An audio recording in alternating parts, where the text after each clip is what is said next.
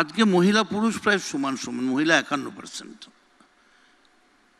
আর যদি মহিলাদেরই ব্যাপারটা খুব মানে গ্র্যাভিটি না হতো, তাহলে তো গণেশ ভাণ্ডার হতো, লক্ষ্মী ভাণ্ডার হতো না। গণেশ ভাণ্ডার হলেই ওই কোথায় গেল টাকাটা পড়ে গেছে, যা খরচা হয়ে গেছে। কিন্তু লক্ষ্মী ভাণ্ডার মানে মেয়েরা ওর মধ্যেই জমাচ্ছে, খরচা করছে, বাড়িতে বাবার একটু বাচ্চার দুধ লাগবে বা বাবার একটু ওষুধ লাগবে। তো সেই জন্যে বলি যে মহিলাদের তুমি যদি তোমার কাছে পেতে চাও, তোমার সঙ্গে পেতে চাও, প্রথম হচ্ছে মহিলারা তোমার আই টু আই কন্ট্যাক্টে দেখে নেবে তোমার চোখে কি রয়েছে, সেটা সম্মান রয়েছে না অন্য কিছু রয়েছে।